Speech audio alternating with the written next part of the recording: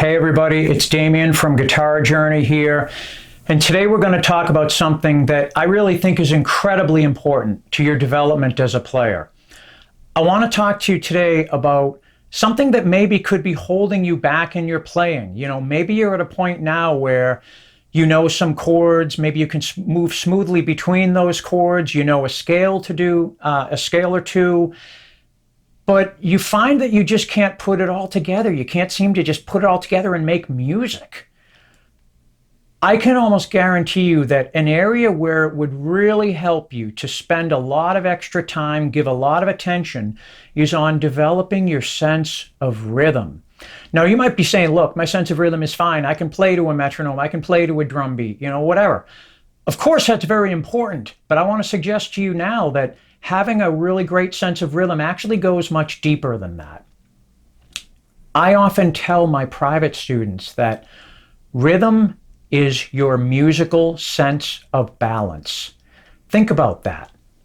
Think about any physical activity that you might do, any athletic activity, whether it's dance or a martial art or tennis or hockey or whatever, even walking. And think about how important it is to have a good sense of balance in any physical activity. Well, in the same way, having a strong sense of rhythm is incredibly important in your guitar playing. And it's something that, unfortunately, doesn't really seem to get all that much attention. Way too often, we guitar players are so focused on learning new scales and figuring out new ways to memorize the fretboard and all of that. And of course, that stuff's important. But without rhythm, none of that other stuff really matters, okay? I kind of chuckle. There's an old saying, I think it's from the football coach, Vince Lombardi. You can correct me in the comments if I'm wrong. But he said, winning isn't everything, it's the only thing. And kind of similar to that, I like to say, rhythm isn't everything, but without rhythm, you have nothing. So today, I'm going to invite you to think deeply about rhythm. Think of it as having maybe 4 stages or levels. And yeah, there's some crossover, some bleed over all these levels. And if you develop one, you're developing the others kind of simultaneously to some degree. All that's true. And I do want to emphasize this is my own terminology. This is my own viewpoint. But it is a viewpoint formed by having played for many, many years and also having taught for many, many years guitarists of all ages and all levels, from beginners through professional level players.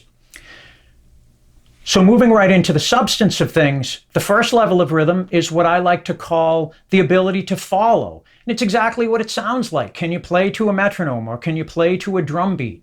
Okay, so very, very easy. For example, you'd want to be able to play something like an easy chord sequence to a drum beat. I've got a drum app here at the ready that I'm going to activate. And the question is, can you do something simple like this?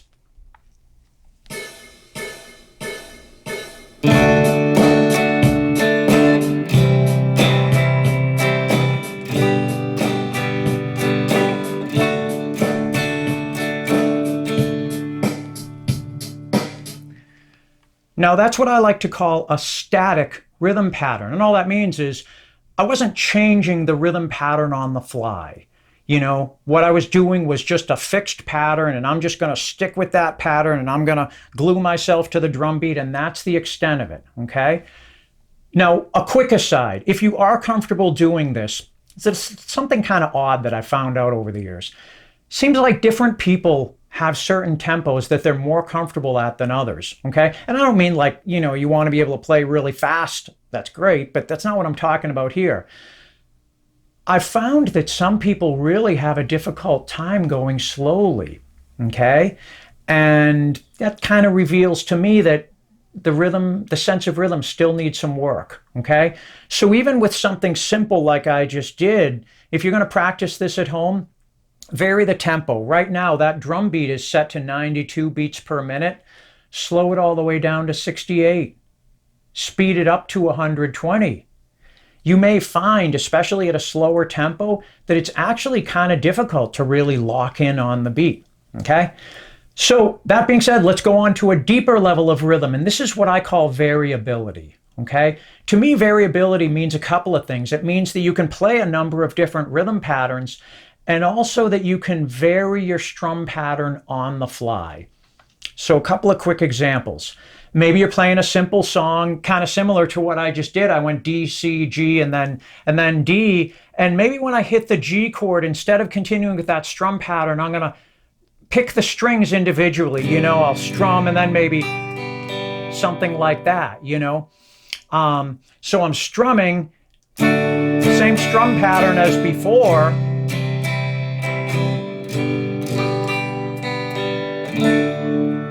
When I hit that G chord, I did something slightly different. Like that. And the point is, it's not really planned out. It's something that just kind of ends up flowing, To me, that's a deeper sense of rhythm than just playing a single, specific, unchanging, static pattern to a metronome or to a drum beat, okay? Now, another aspect of variability is that you can handle more complex patterns. So maybe instead of, I'm going to change my strum pattern just to avoid being monotonous. So I'm going to do a really simple strum pattern like this. Down, down, down, up, down, down. Down, down, down, up, down, down. Okay, something very simple like that, but I can add extra quick little strums between the beats. Maybe I'll throw in like a left-hand mute of the string, something like that, and it ends up sounding like this.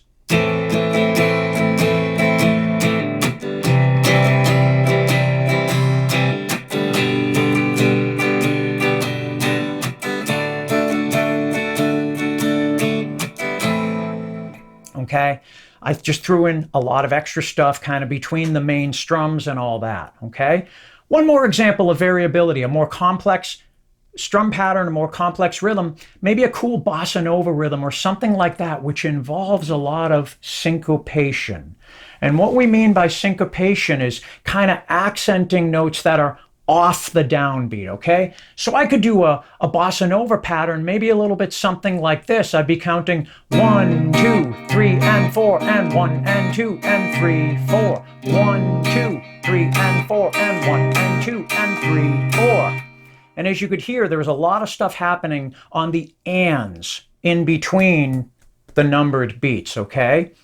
And as you can probably imagine, handling a syncopated pattern is very often more challenging than handling a more straightforward pattern. And to me, again, it's a deeper sense of rhythm, being comfortable with playing off the beat in some fashion. I call the next level of rhythm adaptability, and that's just being able to flow with everything that happens, including the unexpected, okay? Might be that you're playing with another musician whose tempo really fluctuates, or even worse, they're not adhering to a specific count. They're just sort of strumming randomly, or they're singing without a sense of meter, and beats sort of magically appear and disappear at different times, okay? Or the person you're playing with accidentally skipped over a measure, and you have to adapt to that. Maybe you forgot a portion of the song, or you got lost in the song, or you broke a string, whatever, but you stay on rhythm. Your knowledge and awareness of the beat continues. It maintains as you get yourself back on track. And as you can imagine, this sort of thing is kind of difficult to practice on your own. The single best way to develop this skill is to play with other people and deal with the unexpected, deal with all the variables that playing with other human beings or a number of people and technology, you break a string, as I said, your amplifier doesn't sound right, whatever, all the variables, okay? Play with other people. So now we're going to talk about what I consider to be the deepest level of rhythm, and this is what I call placement.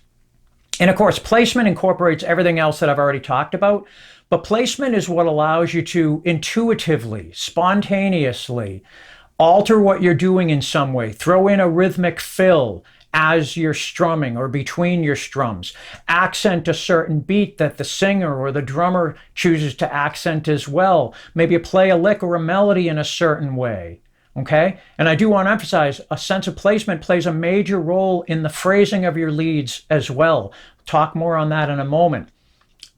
But again, this idea of placement, you will have an intuitive sense of where you are in relation to the beat and an intuitive sense of how much time is left in a given measure, where the beat is going to fall, where are the spaces between the beats, and so forth, okay? So for example, maybe I'm just strumming some very simple chords, and without really thinking too much about it, I throw in a little embellishment. I'm going to throw in an embellishment on my D chord. Okay, so I'm going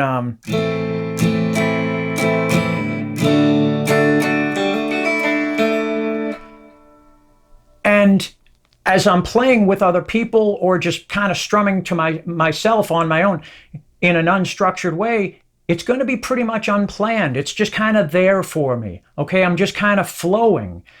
And it's an intuitive sense of how much time I have in the measure to throw in that little embellishment. One way to develop this sense of placement is to practice the kinds of embellishments you're going to want to do. Count them carefully as you play them. So maybe you noticed that embellishment that I just did fell on beat 3 of the measure. I went 1, 2, and 3E and a 4 and 1, 2, and 3E and a 4 and. And if I'm able to do that 1, 2, and 3 and 4, 1, 2, and 3E and a 4 and, that's super beneficial to be able to do, okay? Now, just doing it as an exercise like that, no, of course we need to take that embellishment and apply it on the fly in whatever song we might be playing. But what we're doing by playing the embellishment and counting it out loud and really understanding the specific rhythm of that embellishment, we're programming our brains to perceive where are the beats, where the spaces between the beats are, and in essence program ourselves to intuitively understand what we can do on or between those beats. And of course, this takes a while to develop. And again, even after you get the lick down, you've got to apply it in your own playing, work it into actual songs, actual music, okay?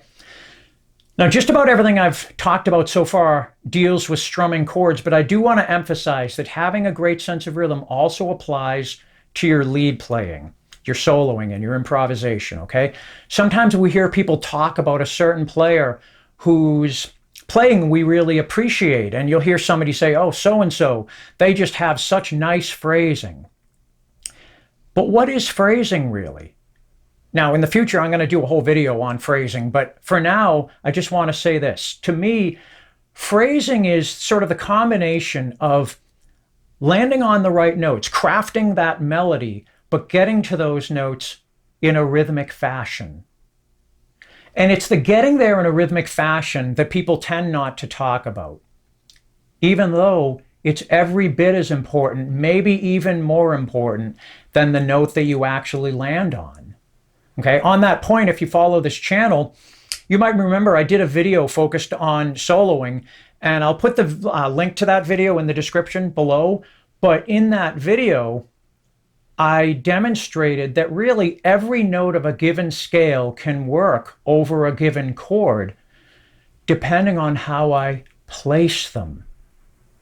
And so again, I want to emphasize that your sense of rhythm, that deepest sense of rhythm that I'm calling placement, really, really matters. That's the key to nice phrasing. It's not all about the individual notes, okay, the pitches. It's how you get to those notes. And so if you're wondering, how do we develop that sense of placement in our playing, in our soloing? Well, it's sort of analogous to what we did with rhythmic fills. One great way to develop this sense of placement is to play what I call rhythmically identifiable or rhythmically articulable licks.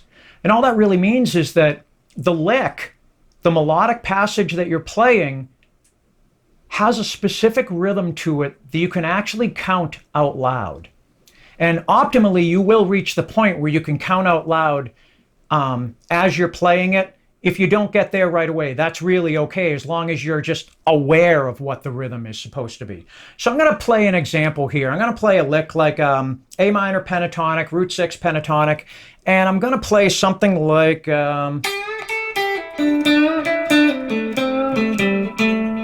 okay? Now, I want to know the count to that. You can see the notation on the screen. Can you count it? 1 and 2 triplet, 3 and 4 triplet, 1 and 2 and 3, 4, a little faster, 1 and 2 triplet, 3 and 4 triplet, 1 and 2 and 3, 4, okay? So just like with our rhythmic embellishments, doing things this way, really knowing that rhythm and bringing out that rhythm, programs our brains the sense of how to work on and around a beat, okay? And just a quick aside, if you're frustrated with your phrasing, maybe it may be the case that the notes you're choosing are fine, but your phrasing just isn't as rhythmic as we might like it to be. And I want to suggest to you a way of thinking about improvisation that may sound a little crazy to you at first. I want to suggest that you should be able to take a recording of a guitar solo and you drop out all the other instruments, so all you hear is the lead guitar. And then, when all you can hear is the lead guitar, I want you to ask yourself, can I determine the beat, the pulse of the song, simply from the guitarist's phrasing?